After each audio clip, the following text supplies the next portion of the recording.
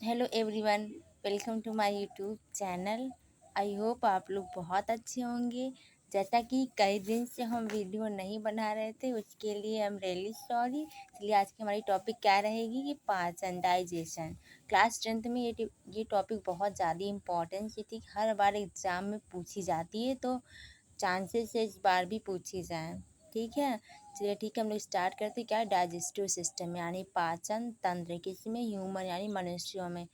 दो पढ़ना होता है इसमें। पहला जो होता है अमीबा में पाचन, दूसरा जो मनुष्यों में पाचन तंत्र। हालांकि ज़्यादातर पूछता है कि मनुष्य में पाचन तंत्र का फिगर बनाइए और उसका जो है नामांकित चित्र कीजिए, उसके बाद जो इसके बारे में समझाइए। तो आज हम देखते हैं क्या होता है, कैसे होता है पूरी प्रोसेस।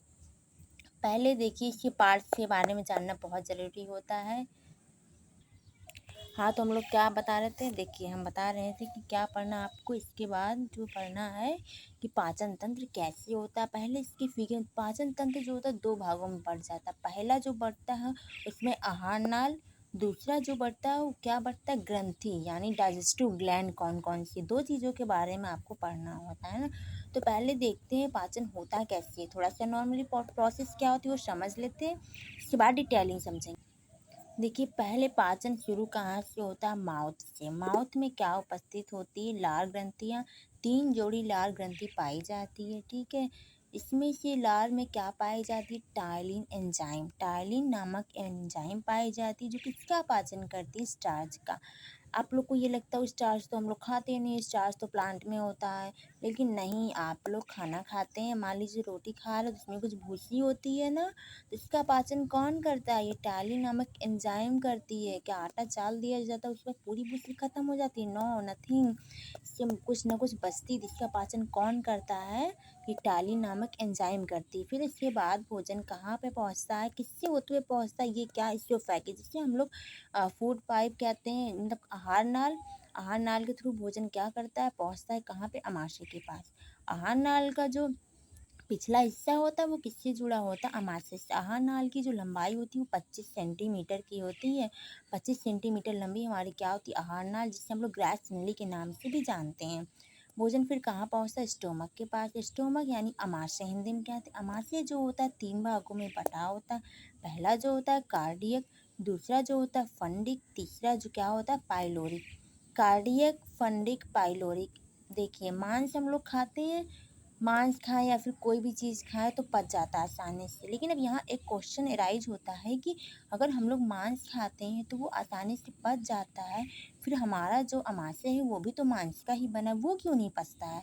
तो मैं इसका जवाब बताती हूँ। देखिए, इसका इसलिए नहीं पचता है क्योंकि अमाशय के चारों तरफ जो होता है म्यूकस नामक लेयर पाई जाती है। ठीक, ये म्यूकस नामक लेयर क्या करती है? HCl निकलता है कहाँ से? अमाशय। HCl के जो प्रभाव को कम कर देती हैं, ख़त्म कर देती हैं, जिसके द्वारा हमारा जो HCl नामक एंजाइम है, सारे एंजाइम जो पाए जाते हैं अमाशय में, वो भोजन को, मतलब इस अमाशय को नहीं पचा पाते हैं। भोजन को तो आसानी से पचा लेते हैं। कभी कभी देखा हो अल्सर का नाम सुना हो। अल्सर कब होता है पता है? जब पेट में जो यही HCl जो होता है निकलता जाता है और जो म्यूकस नामक लेयर होती है वो रप्चर हो जाती है, यानी टूट जाती है। किसी कारण मान लीजिए कोई ज़्यादा गुटखा पुक्का या फिर शराब पी रहा है तो उसके कारण टूट जाती है ना, तो इसके कारण क्या होता है कि ये जो है ये ब्रेक हो जाती है। तो अमाशय में क्या होता है? म्यूकस नामक लेयर पाया जाता है। ठीक है, अगर म्यूकस नामक लेयर जो है कभी कारण किसी भी वजह से अगर रप्चर हो जाती है तो पेट में क्या हो जाता है? अल्सर हो जाता है। अल्सर एक कॉमन बीमारी है जो आप लोगों ने शायद ही नाम सुना होगा इसका। ठीक है, फिर भोजन कहाँ पे पहुँचता है? छोटी आंत में। किधर से होते हुए? अमाशय के द्वारा कहाँ पहुँचता है? छोटी आंत में। देखिए, मैंने 2 एंजाइम के बारे में बताया ना, इसके लिए माफ़ कीजिएगा। देखिए, पहला कार्डिक है, कार्डिक से क्या निकलता है? HCl नामक हार्मोन निकलता है। पहला HCl का काम क्या होता है? ये भोजन को जो अम्लीय बनाता है। दूसरा, आप लोग जो खाना खाते हैं उसमें हो सकता है कभी काल कोई बैक्टीरिया, मतलब जीवाणु इंटर कर जाए, प्रवेश कर जाता है, तो उसको मारने का काम कौन करता है? ये HCl यानी हाइड्रोक्लोरिक एसिड नामक एंजाइम करता है। ठीक है, HCl का फुल फॉर्म क्या होता है? Hydrochloric acid. उसके बाद जो होता है लास्ट वाला भाग होता है पाइलोरिक। पाइलोरिक से क्या निकलता है? हमारे 2 एंजाइम निकलते हैं। पहला जो होता है पेप्सिन, दूसरा जो क्या होता है? रेनिन। पेप्सिन जो होता है भोजन में प्रोटीन उपस्थित होता है, उसे तोड़ के किसमें बदल देता है? पेप्टोन में। दूसरा क्या होता है, हमारा रेनिन होता है। रेनिन, आप लोग जब दूध पीते हैं तो दूध में केसीन नामक प्रोटीन उपस्थित होती है। इसको तोड़ने का काम कौन करता है, यही करती है, ठीक है। उसके बाद भोजन जो है कहाँ पहुँचता है, यानी इसमें पता चल गया ना कितने एंजाइम होते हैं। पहले भाग से कार्डियक, दूसरा फंडिक, तीसरा पाइलोरिक। कार्डियक से एक एंजाइम HCl यानी हाइड्रोक्लोरिक एसिड। उसके बाद फंडिक से, फंडिंग में भोजन का पाचन होता है। कभी कभी देखा होगा आप लोग, जब खाना काफ़ी टाइम बाद खाते हैं आप लोग, ऐसा लगता है पेट में कुछ चुभ रहा है। वो क्या चुभता है पता है, फंडिक में एक रूजी यानी कांटे की तरह समान संरचना पाई जाती है जो खड़ी हो जाती है भोजन नहीं मिलने पे। इससे लगता है कि आपको पेट में कुछ चुभन सी हो रही है, ठीक है। हालांकि ये होती नहीं है, ठीक है। मान लीजिए कभी कभी एक में एक होता है कि जब आप लोग वोमिटिंग करते हैं तो आप लोग को ऐसा लगता है कि बहुत नाक मुंह एकदम बहुत ज़्यादा जल रहा है। वो किसके कारण जलता है पता है, ये HCl यानी हाइड्रोक्लोरिक एसिड के कारण जब भोजन जाता है आपके माशे में तो स्टार्ट हो जाता है पाचन। लेकिन हालांकि किसी कारण पाचन नहीं हो पाता है तो जब वोमिटिंग होती है तो इसके साथ HCl यानी हाइड्रोक्लोरिक एसिड भी बाहर आती है। ये अम्लीय होती है, इसलिए वोमिटिंग अम्लीय लगती है, यानी बहुत कड़वी मतलब खट्टी थोड़ी सी लगती है। अब सबको यूगियोमेट्रिन तो सब लोग ऑब्वियसली जानते होंगे, ठीक है। फिर भोजन जो कहाँ पहुँचता है, छोटी आंत में पहुँच जाता है। छोटी आंत में जो 2 एंजाइम आते हैं। पहला कौन सा होता है हमारा, पहला जो होता है पित्त रस आता है। दूसरा जो अग्न्याशयी रस, अग्न्याशयी रस में 3 एंजाइम होते हैं। पहला ट्रिप्सिन, लाइपेज और एमाइलेज। ट्रिप्सिन क्या करता है, जो प्रोटीन था, ठीक है, पेप्टोन में चेंज हुआ था, लेकिन पेप्टोन को अमीनो एसिड में कौन चेंज करेगा, कौन करता है, ट्रिप्सिन। फिर लाइपेज क्या करता है, ये वसा को तोड़ता है, ठीक है।